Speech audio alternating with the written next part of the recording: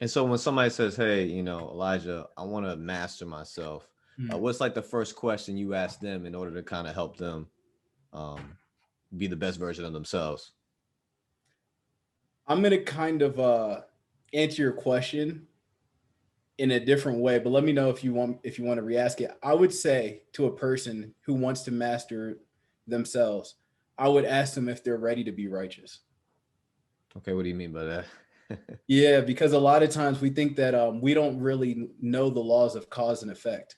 So a part of Okay. self mastery is we're confused because we think a lot of things have to do with luck, and we don't. We feel like we're not in control of what happens. To speak, it feels like we're in a swimming pool and we're smacking the water and we're trying to get to the other side of the pool, and we don't realize that the laws of nature are actually, for example, if you're lying, your heart is rotting, and so you're going to be confused on what decisions to make.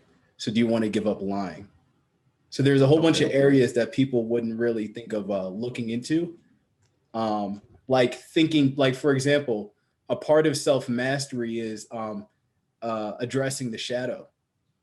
So another thing that people don't talk about is humans hold on to fantasies, and so they like to Okay. imagine these fantasies in their mind. And in order to grow, in order to master yourself and be successful, you have to give up these fantasies.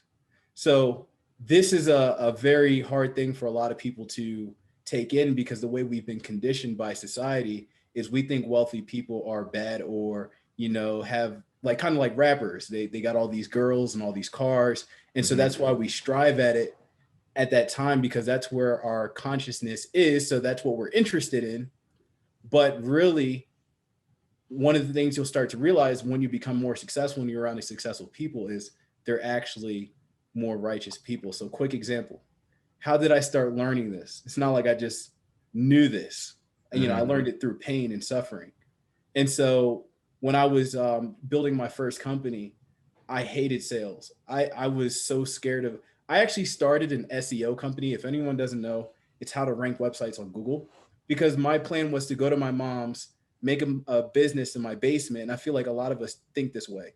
And I wouldn't have to talk to anybody. I could just nerd out on the computer. It's Hmm. funny, I said I wasn't a nerd, but I was an introvert. And Yeah. so I figured, okay, if I just be introverted and just stay at home, then I'm going to be able to build a successful business. But it didn't work that way. I had to learn how to be social. So I went and I started knocking on doors, and this actually was a big piece of the puzzle for me. Whenever I would knock doors in the expensive neighborhoods, I got treated way better than when I knocked doors in the lower income neighborhoods, and that blew my mind. And what do you think that Because that was for? Why do you think that was so? um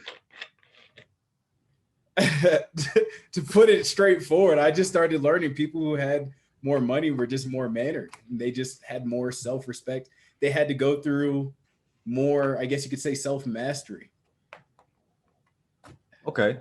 Yeah. Because I mean, I guess there's so many thought processes on that, right? Because you think of all the demographics that you Yeah. had to encounter, and then what could lead somebody to be kind of like abrasive, like, "Why you knocking on my door? Get out of here," versus uh, people that were more welcoming. Amira and I talk about that a little bit. How it's funny you mentioned that when it has come to more affluent people, I Mm-hmm. have had better, not going to use the word luck, better experiences Yeah. when it came to getting information, trying to learn, just trying to learn. I don't want anything from you really, just conversation, picking your brain, and we've actually had more better experiences with those that are like, hey, I just want to share. I just want to share the information, man. I made it.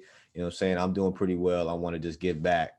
So it's funny that you mentioned that, and I wonder what the sociology is behind that. Like somebody that has sat down and studied, you know, income based or neighborhood based thought processing, and how that is geared towards being righteous, like you said, or being a productive individual and or successful, and however that person deems themselves being successful.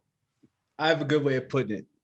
So basically, in order to be successful, especially if you're self made, one of the first things you have to learn is what's truth, because you're going to keep trying so many different things and they're going to keep failing until you adapt to truth. So one of the things you have to learn in order to be successful is in order to receive, you have to give.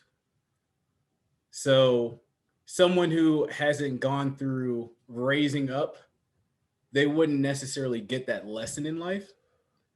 And so that's just one area, but there's a lot of areas like that. Like, without getting too biblical, there's a verse that I just read in the Bible in Proverbs.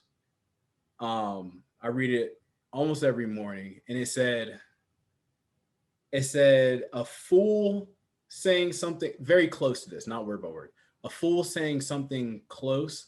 I mean, a fool saying something intelligent is just as like a prince telling a lie.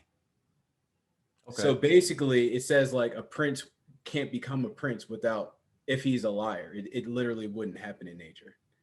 And so you also see that if someone does rise up to a king or something like that in the Bible, then as soon as they start acting out, then they fall. Yeah.